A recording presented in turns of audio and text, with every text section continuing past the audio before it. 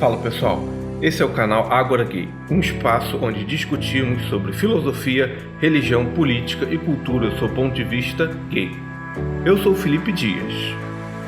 Uma das queixas recorrentes no meio gay é a ideia de que os LGBTs, mais especificamente os homens gays, são eternos adolescentes. Uma vida de baladas permanentes, busca desenfreada por sexo, uso abusivo de drogas, os papos fúteis sobre divas pop, idealização pelo corpo perfeito, falocentrismo asfixiante, masculinidade tóxica e uma incapacidade atávica de construir relacionamentos sólidos de longo prazo são elementos que encontramos a miúde entre os homossexuais masculinos. Em outras palavras, muitos gays jamais cruzam o limiar da adolescência para a idade adulta. Mas, na sua opinião, o que causa isso? Aliás, será que isso tudo é mesmo verdade? Vamos conversar sobre este tema? Mas antes, dá aquele like, ativa o sininho e se inscreve no canal. Bem, uma das causas desses comportamentos muito comuns entre gays é, sem dúvida alguma, a homofobia, seja ela internalizada ou externalizada mesmo. Como muitos deles não têm a oportunidade de viver a adolescência como tantos heterossexuais, com seus namoricos e experimentações, muitos começam tarde em sua vida sexual e amorosa. E com isso, não param mais na busca desenfreada por sexo. Igualmente, devido às muitas rejeições que têm na vida, seja da família, da igreja, da sociedade ou até mesmo a autorrejeição, muitos homens gays são presas fáceis do uso abusivo de entorpecentes. Ademais, na ausência de uma religião que os acolha, eles não têm nenhuma motivação para buscar um Deus ou um céu lá na frente de sua existência.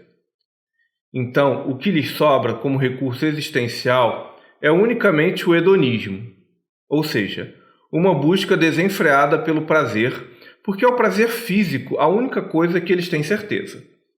Neste quadro triste e asfixiante, eu ainda acrescentaria um outro fato. Trata-se da ausência de papéis sociais.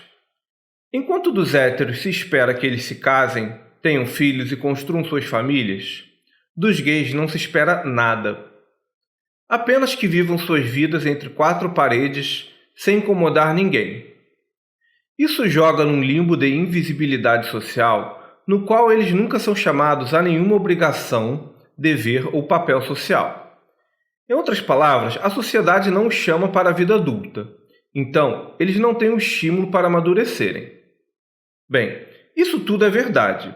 Os gays são infantilizados e a história termina aí, certo? Bem, mais ou menos. Isso porque, nessa discussão, frequentemente acreditamos que a nossa capacidade de raciocínio é algo natural, dado por um Deus perfeito, e muitas pessoas acreditam piamente na sua inteligência. No entanto, do meu ponto de vista, eu sou tão cético que eu desconfio até da minha própria capacidade de raciocínio. Isso porque raciocinar de forma correta é uma arte, igual a esculpir uma pedra. Demanda tempo, detalhes, perspectiva e cuidado. E nesse sentido, embora tudo que eu citei até aqui seja verdade em parte, há um outro aspecto dessa discussão que talvez ninguém esteja abordando e não estejamos levando em conta em nosso raciocínio. Mas se vocês quiserem saber mais sobre isso, deem aquele like, se inscrevam no canal e ativem o sininho.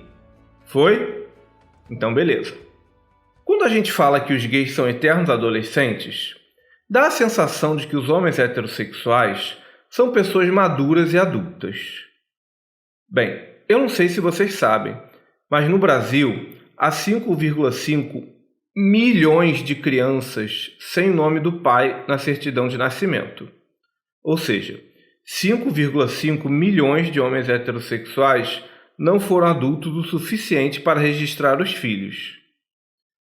Se vocês pararem para olhar com atenção, a maioria dos milicianos, chefes do tráfico, políticos corruptos ou dos criminosos nas cadeias são todos homens heterossexuais.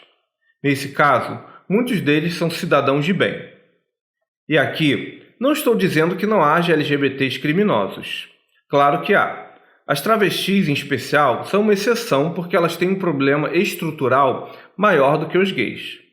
LGBTs criminosos existem, mas estatisticamente, a maioria das pessoas que cometem crimes é de homens heterossexuais. Nesse caso, os crimes deles são mais violentos do que os das outras pessoas.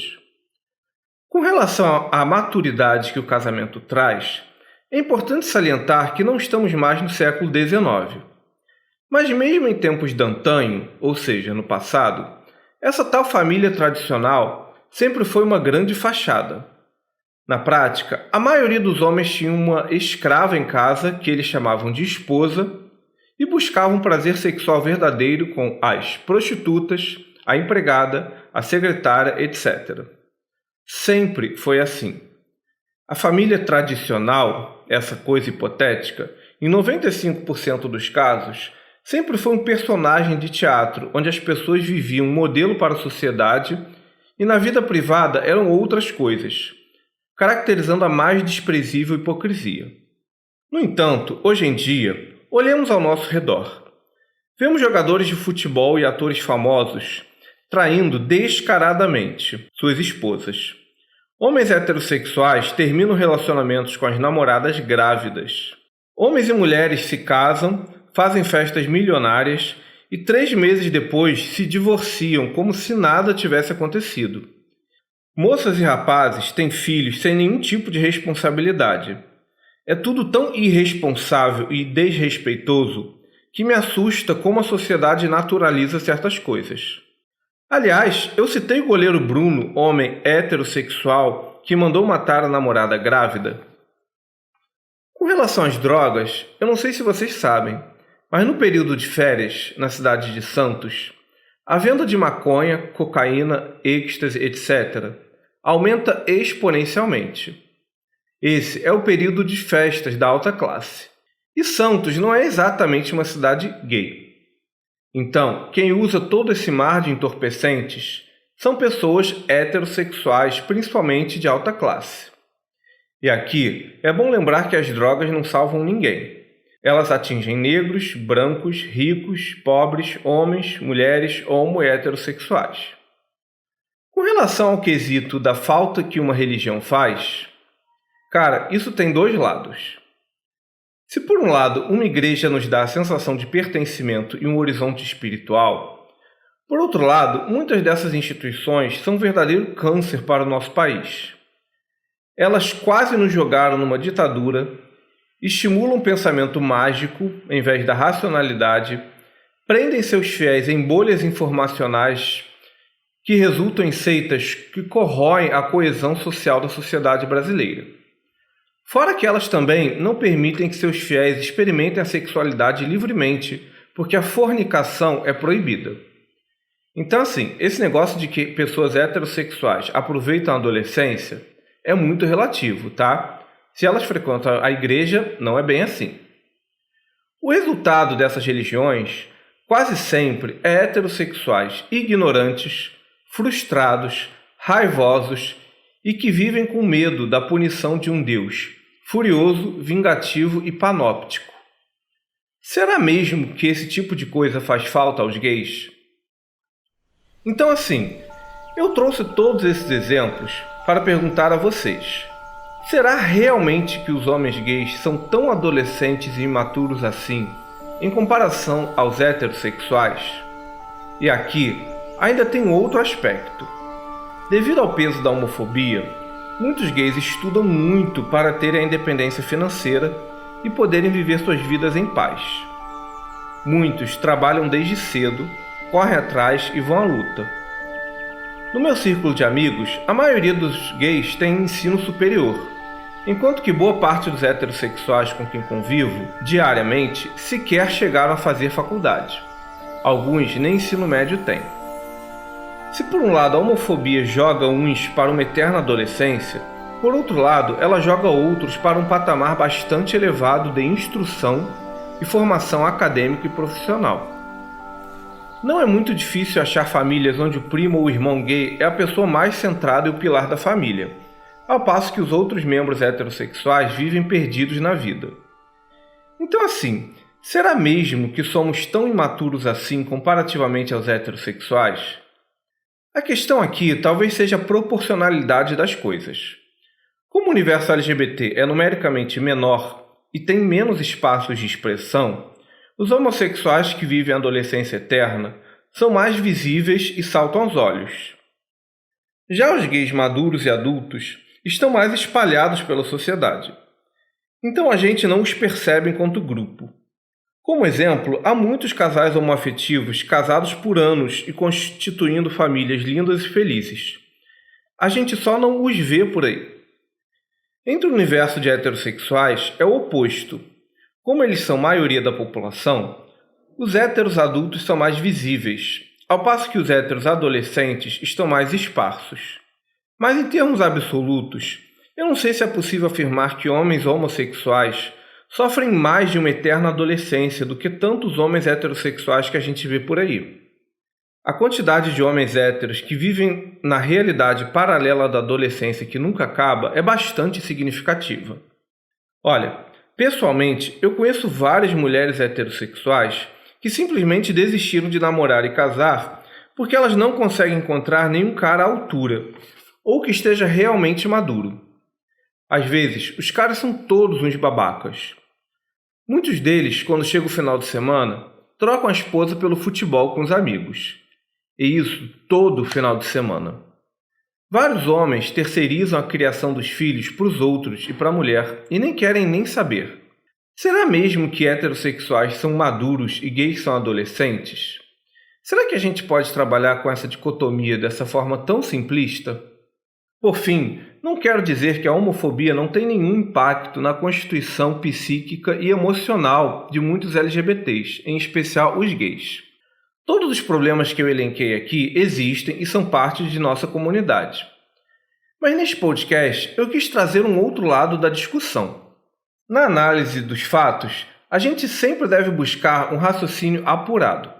E para tal, é preciso cotejar nosso objeto com o mundo ao nosso redor, para não nos perdermos na sensação de que os gays são pessoas essencialmente diferentes do resto da sociedade brasileira e do mundo. O amadurecimento é uma questão que tangencia a masculinidade em geral, e gays são, acima de tudo, homens criados em sociedades machistas e patriarcais. Eles não são senhores absolutos de sua existência, mas são também o resultado de uma estrutura social.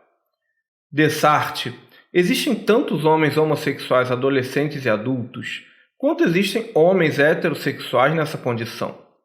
Se por um lado os gays são bastante visíveis devido ao fato deles estarem presentes nas boates e aplicativos, por outro lado, uma quantidade enorme de LGBTs são bastante amadurecidos, adultos, cidadãos prestativos e pessoas do bem.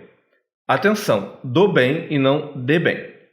A questão da adolescência eterna, da falta de parâmetros e de papéis sociais é um problema que atravessa o mundo moderno como um todo. Ser adulto é fazer escolhas e segui-las. É perder uma coisa e ganhar outras. Também é caminhar com as próprias pernas, assumindo a responsabilidade por suas escolhas. O problema é que no capitalismo contemporâneo, somos inundados com opções de tudo, o que nos impede de escolhermos certos caminhos de vida. Isso leva a uma eterna experimentação que, em última análise, aquece o mercado. Mas isso é um tema de outro podcast. Mas e vocês? O que vocês pensam sobre essas questões levantadas aqui? Esse foi um programa do canal Agora Gay. Lembro que este podcast é um recorte de um tema complexo. Mesmo que você não concorde com tudo, meu objetivo é iniciar um diálogo para ele ser aprofundado por outros pontos de vista. Deixe nos comentários o que você pensa sobre essa discussão, sugestões e críticas construtivas. Também os convido a ver os vídeos antigos do canal e a seguir a gente nas redes sociais, cujos links estão na descrição. Lembrando que o Agora Gay é um espaço dedicado à conversa e aos argumentos e não às ofensas. Até a próxima, pessoal. Valeu!